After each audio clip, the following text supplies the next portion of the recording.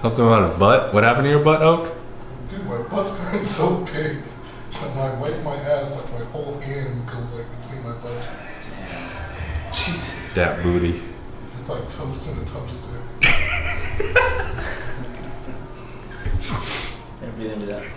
What's up, everyone? Kevin Oak here. I'm actually down in Soho, Manhattan right now. About to go see my physical therapist, David Jou. This is something I do after every competition. So, competed Saturday. Sunday, chilled at the beach with my girlfriend and Jeff and his girl. And flew back on Monday. I haven't worked out at all this week. My back's been really beat up. It's been really tight. And throughout a training cycle, the tendency is to get tighter and tighter and tighter no matter what you do, at least for me.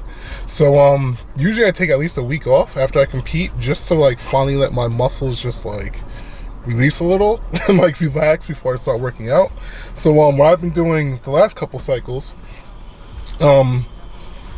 is usually before I actually go back to training, I go and see David just to like have him look over anything that's kind of bothering me and make sure it's not more hurt than it seems, basically. So today's Thursday. I haven't trained or done anything since Saturday.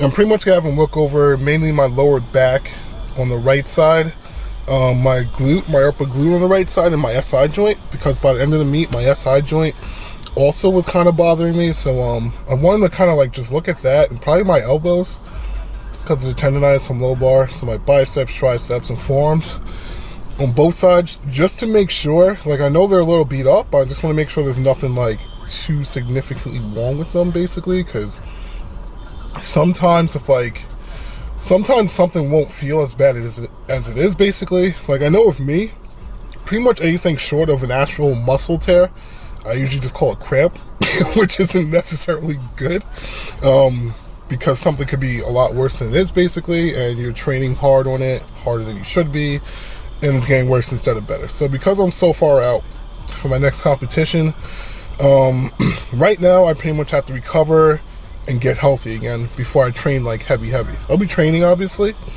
and trying to build up, probably doing more volume, but basically I need to make sure I get back to 100% before I push myself that hard again. So I'm gonna see David right now, have him kind of look over me, do a little manual work on me, and yeah, I'm hoping things aren't as bad as they could be. So I know last time I was there, he was also saying like I have an issue like with my L3 and L4 disc. So yeah, I just want to look at everything and just kind of figure out where I am health-wise, physically. So yeah.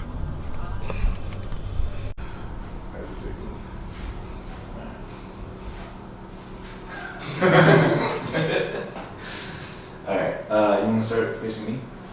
You just want your back in front of the camera. That's my good side. Alright, let's go, feet together. We gotta come over here. Alright, go feet together, reach down, touch yourselves. I feel like this is together. Okay, and come up. Alright, so one more time.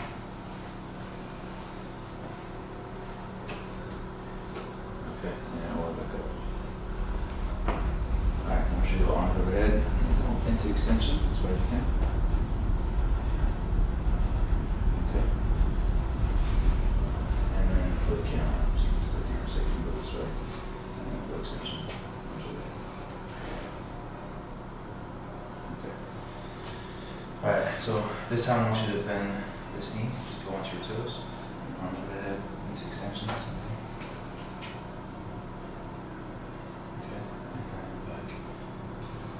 Switch up.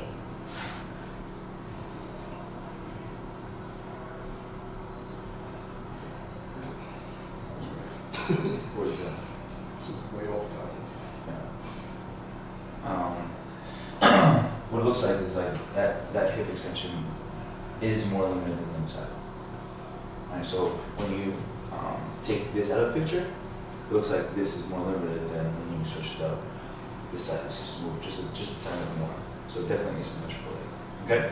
Alright, let's take a look at, let me see you take a look at your squat, so facing me.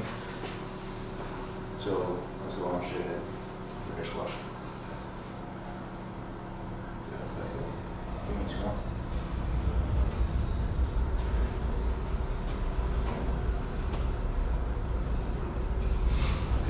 between the two sides in the mirror, check for a little, check for asymmetry. Right? Yeah. That one side is maybe a little Can't see it, unstable. but I can You can feel it, tighter. right? Feel more stable and stuff. Yeah. Yeah, that side wants to wobble a little bit.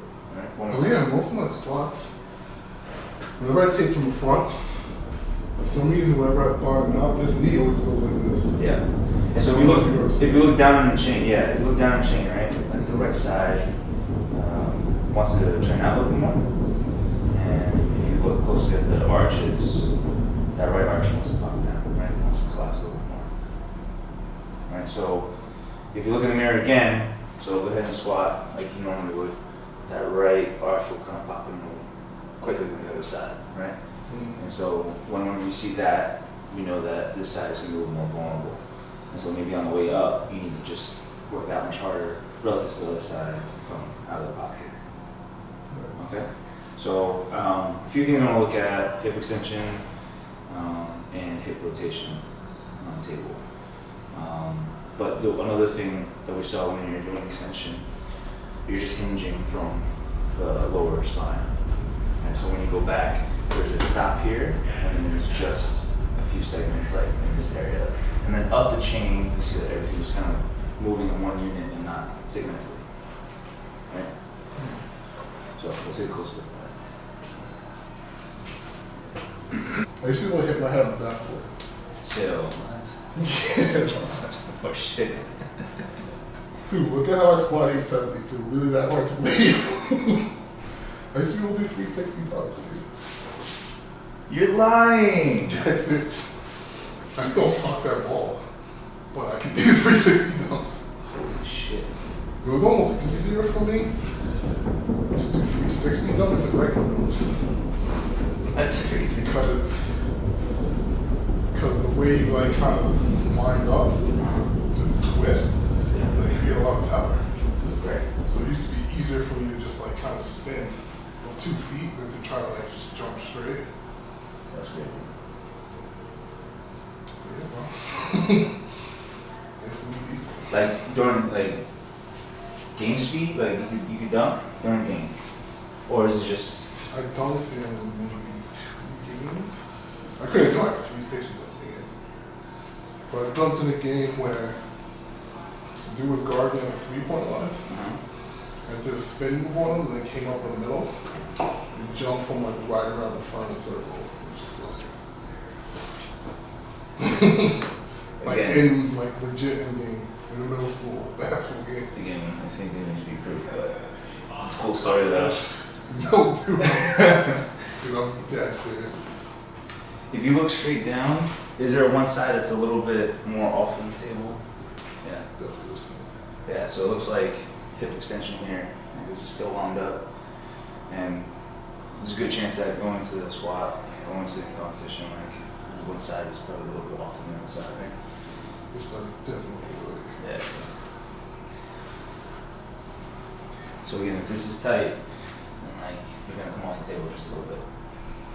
So hip extension is definitely needs some work. So we'll probably get some psoas stuff. Psoas releasing, and then do some exercises. And then of course rotation here.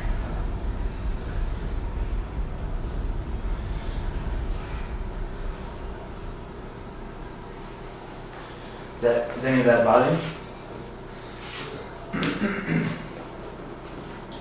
And then another piece up the chain, right? You got a lot of like lumbar extension even laying on the table.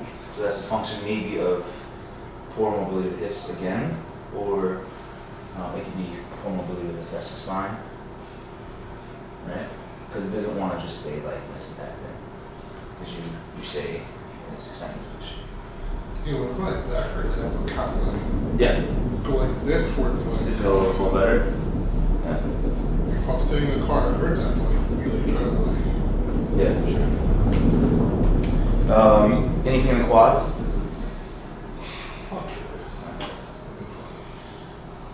Alright, we're gonna just hit hips again, psoas, and then we'll move on to something else, just shoulder. Shoulders felt fine. tricep was kind of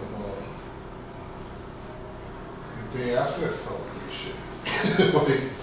like it could be hurt, but it couldn't be. Like I'm like serious injury. Like I wouldn't.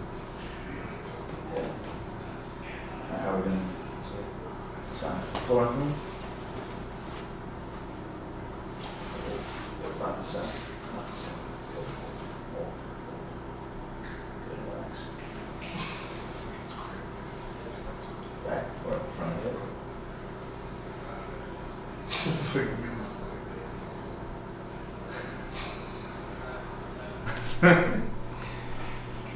Dude, this is tight.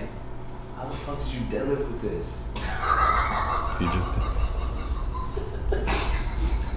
So we were talking about how you hinged more from this area. Yeah, take this. This will be. That's what I'm saying. Yeah. Yeah, alright, it's over. So what we saw earlier in your assessment, especially when you were going to extension, we saw that there was, that you were limited in the hips going to extension, right? So all of your movement ended up being up the chain in the lumbar spine. So you'll see in the video later that most of the movement was in through here, and you're just hinging from a few joints. And past that point, all you saw was this whole thing kind of moving as one unit. And so the cat-cow is a good way to address that. So doing that regularly. And then for the cars, for the hip, the cars are going to be a good solution for getting movement there, right? So should we take a look at cat-cows?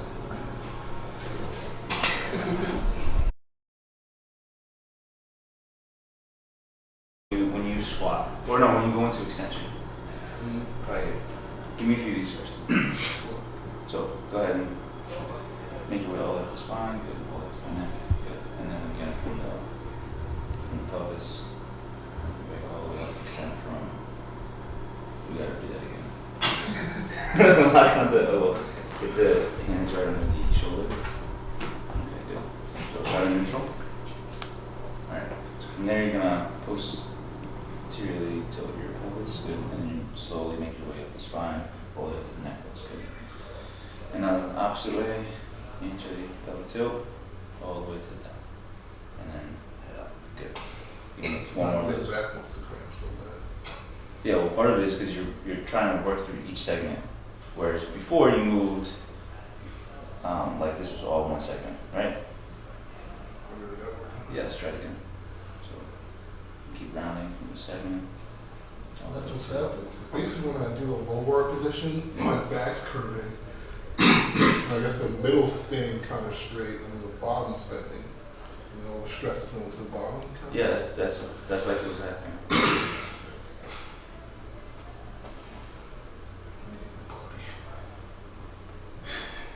Yeah. Okay. Well, let's take a look at your extension now. We're going back to the extension. Also gonna take a video, but go ahead and go. Yeah. So in the Feels less pressure. all right, let's take you up. But the point is, when you go into extension, making sure that you're able to move through all the segments, and as well as through the hip, instead of just hinging from the few joints at the bottom. Right? All right, let's take it. You got abs again. So, this now is the next day. Decided to get into squats. Extremely light squats, that is. Because obviously, I wouldn't want to irritate my back. Like I said, I've also been having issues kind of figuring out exactly how bad my back is at this point. My back and like my upper glute. So I decided to do some light squats. Basically, the plan was to do 3x5 on slow descending squats with a slight pause. So when I warm up for these, it's usually pretty normal. Either I'll do pauses or I'll do regular, but I just do whatever it takes to get warmed up. Then in the working sets, what I try to do is a slow descending squat, which would be you're kind of going down for like a 4 or 5 second count, very controlled. to where you can really feel the tension in your muscles. At the bottom, you do a slight pause, then you explode up. The reason I like to do these, especially in the off season, is because it kind of resets your squat, and it just gives you a great feel for the technique. It helps you with your bar path, and it helps you kind of like, hone in and fine tune your technique on the squat. So I decided to do those. Like I said, I was going to do 3x5 really light with 500 pounds. I ended up getting into the first set, which you'll see soon, after this last warm-up. I did the first set. The bar was moving fine, but my glutes and my lower back felt like complete fucking shit. Honestly, like they felt like, I was like, what the fuck? This is only 500 pounds. So after the first set, when I sat down, my back just tightened up really bad. So I unfortunately had to cut it, which sucks, and it was like, yeah, this isn't, I could tell it wasn't a good idea. Even though the weight was really light, so I know I can do the weight, obviously, because it's easy. My back was feeling like shit. It was feeling really weak still, so I knew I should just cut it. There's really no reason to push it. I'm extremely far out from my meet right now, which would be the end of August, so I'm not even going to start a meet prep for this until like mid-June.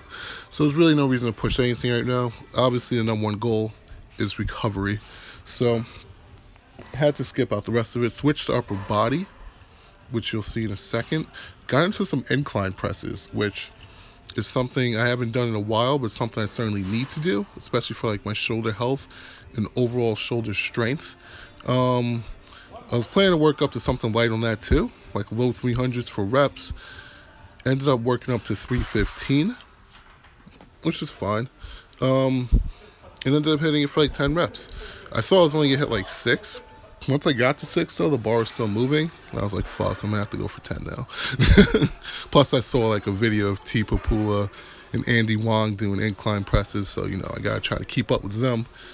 Not try to get embarrassed on Instagram. You know how that is. Was doing incline presses. They felt better than I thought. In the past when I've done them, I've had a really bad problem actually getting all the way down to my chest because the range of motion is so far from me with my arms. And on top of that, obviously I have very tight shoulders. So since I was able to get to my chest, I was actually very happy with that alone. Didn't really give a fuck about the weight, in all honesty. I was more worried about the range of motion. So I was very happy with that. After that, just did some general accessory work, some biceps, triceps, and side laterals for delts. So felt good. Upper body felt better than I thought it would. Lower body felt worse than I thought it would, basically. So I actually hit up David again after his workout and told him how squats felt. And he was like, yeah, you're done squatting and deadlifting indefinitely. So that kind of sucks. I'm not sure when I'm going to be allowed to squat and deadlift again. I'm going to start seeing David probably twice a week just to really get a better hold of this situation. I don't think it's going to last very long, even though I could tell my back and my glute are strained. I think they'll be all right fairly soon, especially since I'm not training heavy now. And they can finally, I'm not doing 840-pound squats every week, so that'll definitely help the recovery process. But in general, feeling all right. I'm happy. I got a lot of positive feedback on the last video and my performance, which I thought a lot of people were going to completely shit on me because I finally did terrible on the meet. But no, people have been pretty positive. They're, saying like, hey, good job anyway. Keep training hard. So I'm definitely very happy about that. The positive energy definitely helps. So thank you for that. In general, just want to tell you guys, because I don't think I mentioned on YouTube, me and Larry Wheels are now doing 2-on-1 coaching, which I thought would be a great idea because both of us kind of, even though we both have world records in sleeves, totals, we're both strong, whatever, but we actually have very different strengths. So I thought it'd be interesting for both of us to coach, just to kind of give everybody like the different point of views and to be able to really, just because he's a much better bench presser than me, like I'm probably a better squatter. He's a better deadlifter, but I will also pull sumo heavy, so it's like we can kind of hit you from every angle and really be able to cover all grounds. So if you guys are interested in that, I'll put the email below. But email, it's very long. Sorry about that. It's Peak Strength by oakandlarry@gmail.com. Send us over an email. I'll send you back some information about how you can get involved. But other than that, can't really think of anything. In general, obviously, like I always say with my sponsors, if it's stuff you like, definitely give it a shot. Especially the Granite supplements. I'm telling you guys, I actually do really use these supplements. It's hard for people to believe you, which I understand, because so many people push stuff, but the intra workout and the pre-workout I use religiously, which is awesome because it saves me money on buying a ton of Gatorade and Red Bull and all that stuff. But yeah, codes are below. Virus, Granite, all that good stuff. Yeah, see you next time.